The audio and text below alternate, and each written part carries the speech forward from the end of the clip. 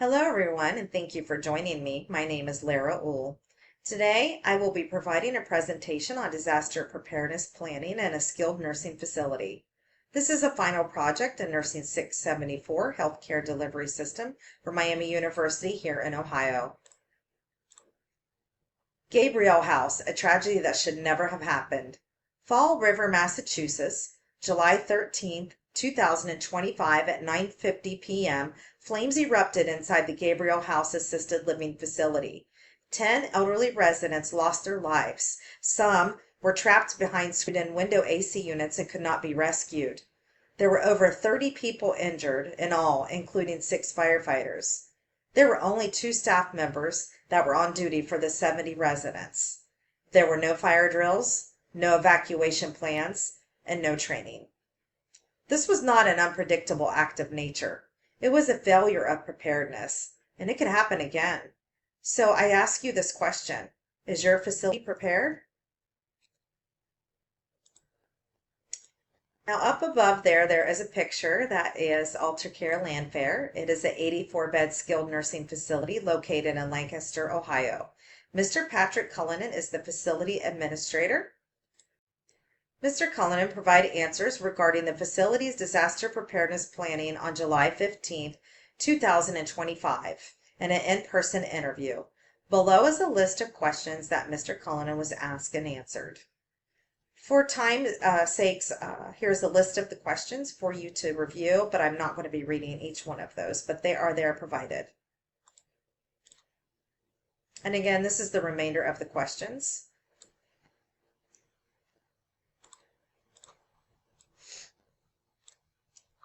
Landfair's Comprehensive Disaster Readiness Management Plan. Mr. McCullen provided a detailed overview of Alter Care Landfair's emergency preparedness efforts. He emphasized the facility's commitment to an all-hazards approach with protocols in place for fire, severe weather, infectious disease outbreaks, and utility failures such as loss of electricity. Plans are customized for specific threats to include natural disasters such as tornadoes, or locally within my area recently we experienced some flood issues, to infectious outbreaks such as COVID-19, and human-caused events such as active shooter scenarios. Each scenario has tailored response checklists and have designated roles for the employees involved. The facility conducts monthly drills including full evacuations and shelter-in-place scenarios, and staff receive annual refresher training on emergency procedures. Landfair has more frequent drills than is required. New hires receive disaster preparedness training during onboarding, and an all-staff complete annual refresher course. Specialized training is provided for clinical staff on infection control policies. I did also find out that disaster prepared manuals are located at the front desk in the main area, and they also are provided at every nursing station. And I wanted to kind of show you this.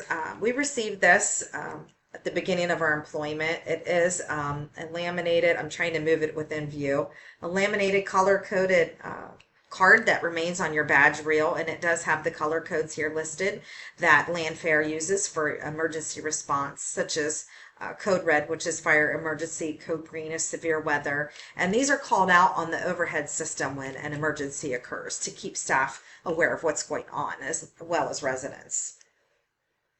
Landfair meets strict requirements for fire safety, building structure, and environmental considerations, and is regulated and regularly inspected by federal, state, and local agencies, including the Ohio Department of Health and Aging, the State Fire Marshal's Office, and the Federal Centers for Medicare and Medicaid Services, also called CMS, among others.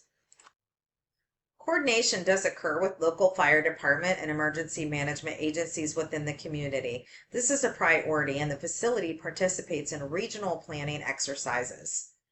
During emergencies, the facility uses mass notification systems such as direct phone calls and internal alerts to keep staff, residents, and families informed. This complies with the state's emergency preparedness regulations for long-term care facilities. Communication protocols are reviewed quarterly with corporate policies and protocols updated as needed. To ensure readiness, Landfair does keep a 96-hour supply of critical resources like food, water, medications, and PPE. Backup generators and oxygen systems are in place and are regularly tested. Technology does play a key role with electronic health records and incident management software. Mr. Cullinan stressed the importance of continuous improvement, noting that after-action reviews are conducted following drills and real events, such as the Massachusetts facility fire.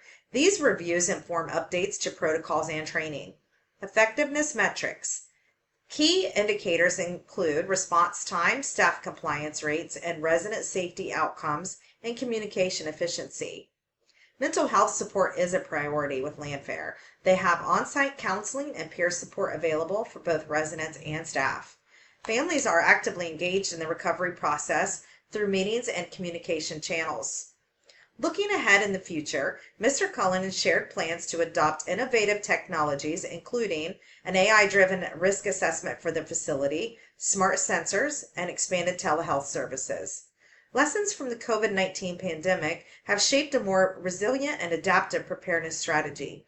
Overall, the interview revealed a strong organizational commitment to safety, compliance, and continuous improvement in disaster preparedness.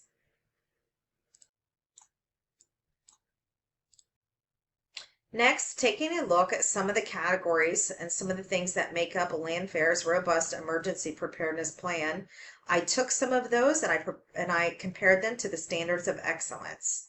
So looking at Landfair's emergency operation plan, their all hazards approach evacuation protocols, they have shelter in place and frequent drills, more than required, and staff training. I found that coordinates with the CMS regulations that are based on the 4 core process that includes facilities risk assessment, planning, communication, policies and procedures, and training.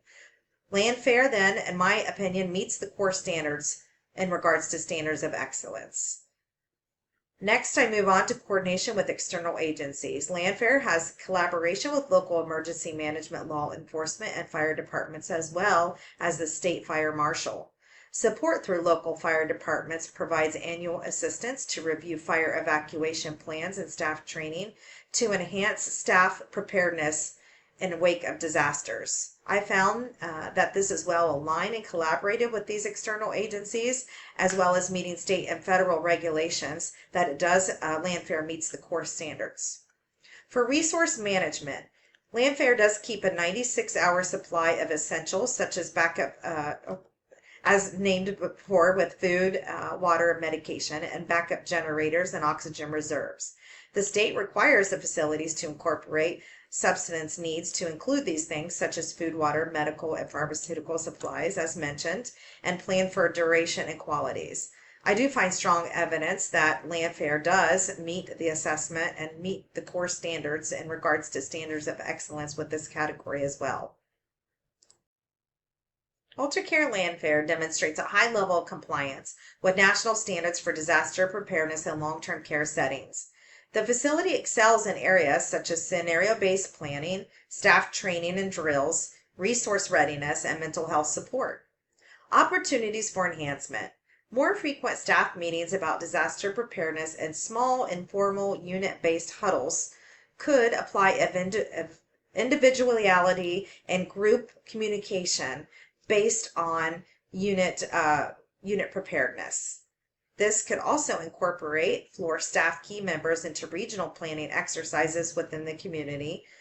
The team currently is reserved for leadership staff, but bringing in key floor staff could get that information out to others and lead to helpful preparedness and practice.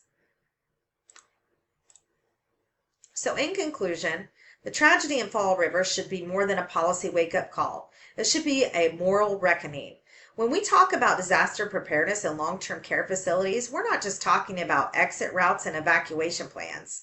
We're talking about protecting people who may not be able to protect themselves. Being prepared through training and practice drills ensures that staff are competent and know what to do in an emergency to protect the residents and themselves. The Landfair facility meets state and federal regulations in emergency preparedness and maintains a quality plan to ensure safe outcomes. In the end, every long-term care resident is someone's loved one. Preparedness isn't just about being ready, it's about choosing to care, choosing to act, and choosing to protect lives before the sirens even sound. On the next 5 slides, I have included my resources and references. Again, I want to thank you for listening to me today, and as always, stay prepared.